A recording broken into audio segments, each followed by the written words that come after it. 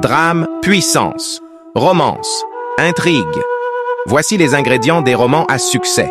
Mais loin d'être une œuvre de fiction moderne, ces mots décrivent une histoire vraie, vécue et écrite il y a des siècles. Bien plus qu'une simple lecture captivante, c'est une histoire où se mêlent la souveraineté de Dieu et la volonté humaine.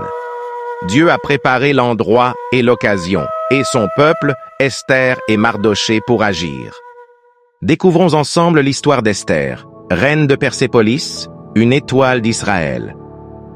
La nuit était tombée sur Suse, capitale de l'Empire perse.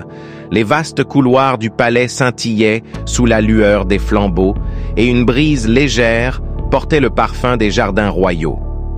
Mais au cœur de cette majesté se jouait une histoire qui allait changer le destin d'un peuple. Une histoire d'amour, de sacrifice et de providence divine. C'était l'histoire d'Hadassa, que le monde connaîtrait sous le nom de Reine Esther. L'orpheline aux yeux de lumière. Dans un quartier modeste de Suse, vivait une jeune fille juive, Hadassa. Elle était orpheline. Son père et sa mère avaient disparu bien avant qu'elle ne puisse graver leur visage dans sa mémoire. Mais elle n'était pas seule. Mardoché, son cousin bienveillant, l'avait adoptée comme sa propre fille et l'élevait avec amour, lui enseignant les préceptes de son peuple et la foi en l'Éternel. Hadassa grandit dans la sagesse et la grâce. Sa beauté était telle qu'elle attirait les regards de tous ceux qui la croisaient. La Bible dit que la jeune fille était belle de taille et belle de figure. Mais ce n'était pas seulement sa beauté extérieure qui la rendait remarquable. Son âme était empreinte d'une humilité et d'une noblesse qui reflétaient la main de Dieu sur sa vie. Il eut un décret royal et d'une destinée scellée. Un jour, un décret ébranla la ville. Le grand roi Assuérus, Xerxès, avait destitué la reine Vashti et ordonnait que les plus belles jeunes filles du royaume soient rassemblées pour qu'il choisisse une nouvelle reine. Les messagers royaux parcouraient les rues, sélectionnant les vierges les plus resplendissantes. Lorsqu'ils aperçurent Hadassa, il ne fit aucun doute qu'elle serait emmenée. Mardoché lui murmura avant son départ: « Ne révèle pas que tu es juive, garde cela secret et souviens-toi que Dieu veille sur toi. » C'est ainsi qu'Hadassa entra dans le palais et reçut un nouveau nom, Esther. Oh, que les faveurs d'Égaï et la main de Dieu étaient sur Esther. Le harem royal était un monde à part. Un lieu où la beauté se mesurait en parfums rares et en étoffes somptueuses. Mais parmi toutes les jeunes filles rassemblées, une seule trouva une faveur particulière auprès d'Égaï, l'eunuque chargé des femmes. Dès qu'il posa les yeux sur Esther, il vit en elle une lumière que les autres n'avaient pas. Il lui offrit les meilleurs soins, les plus beaux ornements, et la plaça dans la section la plus prestigieuse du palais. La Bible dit que la jeune fille lui plut et trouva grâce devant lui. Il s'empressa de lui fournir les choses nécessaires à sa toilette et à sa subsistance, lui donna 7 jeunes filles choisies dans la maison du roi, et la plaça avec ces jeunes filles dans le meilleur appartement de la maison des femmes. Pendant 1 an, Esther reçut des traitements de beauté, huile parfumée, baumes précieux, bains d'aromates. Mais ce qui la distinguait des autres, c'était son cœur pur et sa sagesse divine. Le moment arriva où chaque jeune fille devait se présenter devant le roi Assuérus. Chacune venait avec des bijoux resplendissants et des robes chargées d'or. Mais Esther, elle, ne demanda rien de plus que ce qu'Égaï lui avait recommandé. Sa simplicité et sa grâce parlaient pour elle. Ainsi le roi fut conquis par une étoile. Lorsqu'Assuérus la vit, son cœur fut frappé d'un amour immédiat. Il avait vu de nombreuses femmes, mais aucune ne lui avait paru aussi radieuse, aussi pure, aussi captivante. La Bible dit que le roi aima Esther plus que toutes les autres femmes, et elle trouva grâce et faveur devant lui plus que toutes les autres jeunes filles. Il mit la couronne royale sur sa tête et la fit reine à la place de Vashti. Sans hésitation, il plaça sur sa tête la couronne royale et la proclama reine de Perse. Un grand banquet fut donné en son honneur et la joie éclata dans tout l'Empire. Mais derrière cette histoire d'amour royal, un péril grandissait dans l'ombre. Découvrons alors le complot de Haman et la nuit troublée du roi. Dans le palais, un homme puissant nourrissait une haine farouche contre les Juifs. Haman, le vizir du roi. Haman, ambitieux et avide de pouvoir, fut nommé second du royaume. Quand Mardochée refusa de s'incliner devant lui, Haman entra dans une colère noire et décida d'exterminer Mardochée et tous les Juifs. Furieux, Haman élabora un plan diabolique. Pour parvenir à ses fins, Haman trompa le roi et le persuada d'émettre un édit condamnant les Juifs à mort. Il convainquit le roi de signer un décret ordonnant l'extermination de tous les Juifs du royaume. Lorsque Mardochée apprit cette nouvelle, il déchira ses vêtements et se couvrit de cendres. Il envoya un message à Esther. Ne crois pas que tu échapperas à ce massacre parce que tu es reine. Qui sait si ce n'est pas pour ce moment précis que Dieu t'a placé ici? Esther était terrifiée. Entrer chez le roi sans être convoquée signifiait la mort. Mais après 3 jours de jeûne et de prière, elle prit une décision qui changea l'histoire. Si je dois périr, je périrai. Elle revêtit ses plus beaux habits royaux et s'avança courageusement vers la salle du trône. Sa vie était en péril. Si le roi ne tendait pas son sceptre, elle mourrait sur place. Assuérus la vit et son amour pour elle s'embrasa encore. Il leva son sceptre d'or. « Que veux-tu, ma reine? Je te donnerai tout, jusqu'à la moitié de mon royaume. » Esther, avec prudence et sagesse, invita le roi et Haman à un banquet, puis un second banquet où elle déciderait de révéler le terrible complot de Haman. Ce même soir, le roi ne trouvait pas le sommeil. Il demanda qu'on lui lise le livre des chroniques du royaume. Là, il découvrit que Mardochée l'avait sauvé d'un complot, mais n'avait jamais été récompensé. Surpris d'apprendre que Mardochée n'avait jamais été récompensé pour cet acte, le roi demanda alors à Haman comment honorer un héros. Pensant que le roi parlait de lui, Haman décrivit une récompense somptueuse. Le roi accepta, mais à la grande humiliation de Haman, il découvrit que Mardochée était en réalité l'homme à honorer. Le lendemain, Mardochée fut honoré, vêtu d'un habit royal, conduit à cheval par les rues de Suse.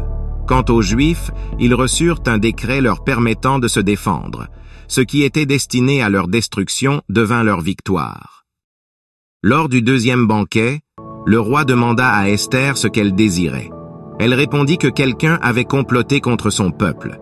Cette personne était Haman. Le roi, furieux, quitta la pièce pour calmer sa colère.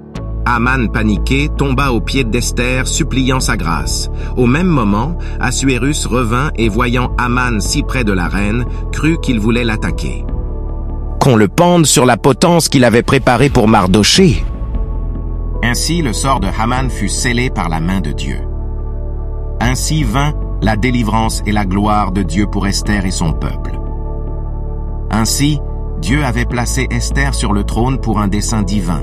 Son courage, sa beauté, sa foi et sa sagesse avaient sauvé son peuple.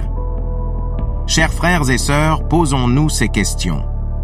As-tu déjà été dans une situation où tu devais faire confiance à Dieu malgré le danger ou l'incertitude? Es-tu prêt à prendre des risques pour défendre ta foi ou aider les autres, comme Esther l'a fait pour son peuple? Crois-tu que Dieu place chacun à un endroit précis pour une mission spécifique, comme il l'a fait pour Esther? J'aimerais bien partager un message final avec vous. Dieu nous aime. En effet, Dieu a tant aimé le monde qu'il a donné son Fils unique, afin que quiconque croit en lui ne périsse point, mais qu'il ait la vie éternelle. Dieu, en effet, n'a pas envoyé son Fils dans le monde pour qu'il juge le monde, mais pour que le monde soit sauvé par lui. Apprenons à faire confiance en Dieu et à nous confier totalement en lui que vienne vent ou marée. Que la bénédiction de Dieu repose sur vos vies au nom puissant de Jésus-Christ.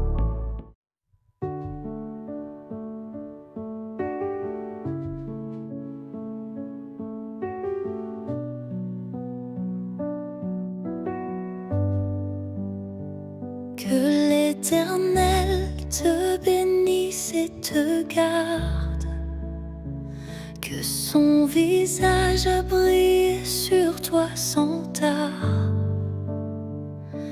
qu'il t'accorde sa grâce infinie et qu'il te remplisse de sa vie.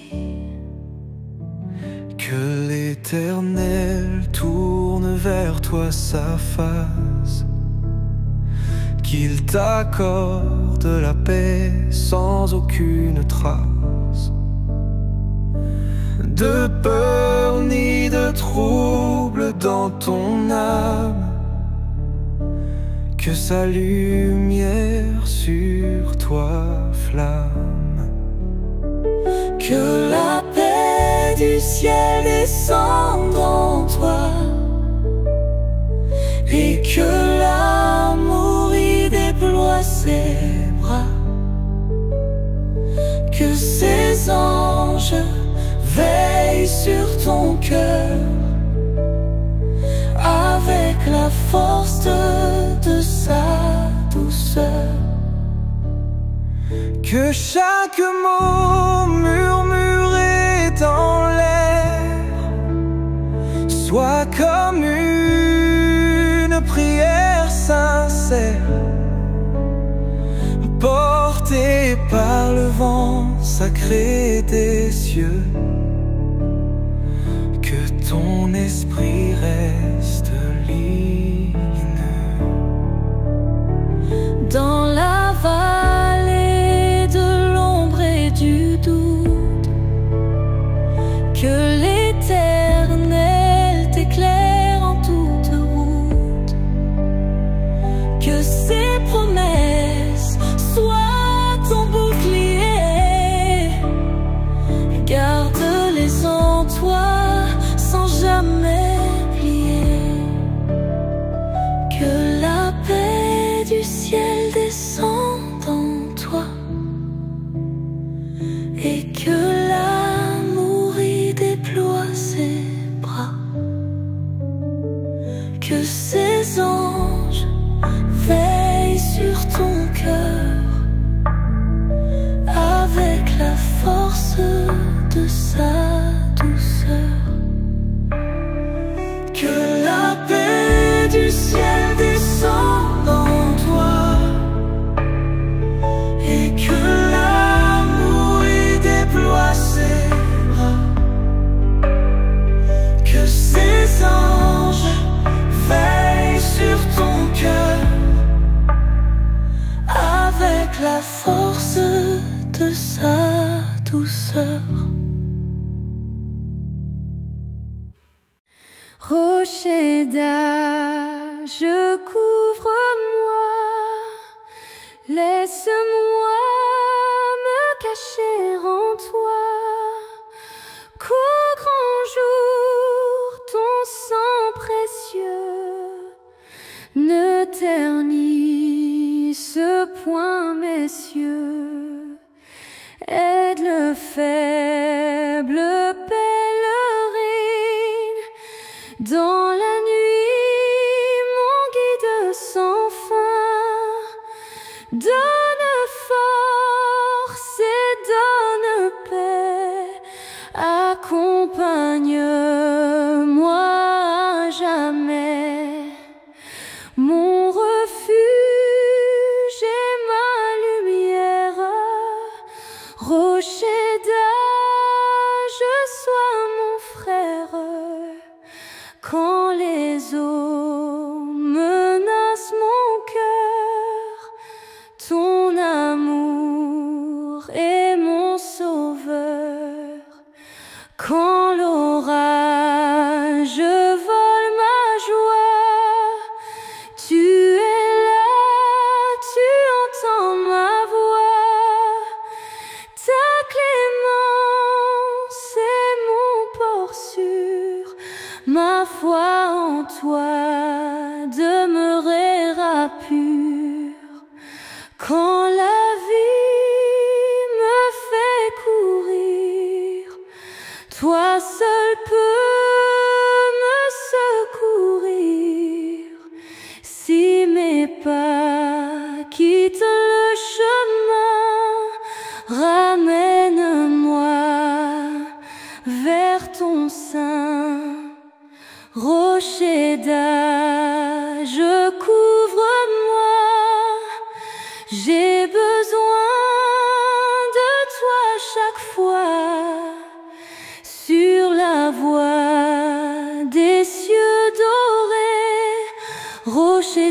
je sois mien à jamais.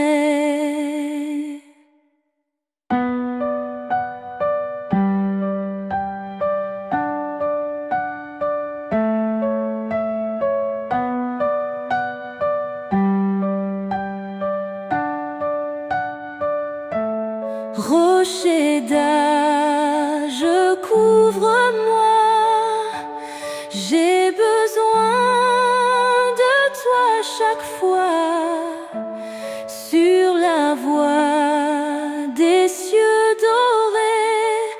Rocher d'âge, sois mien à jamais.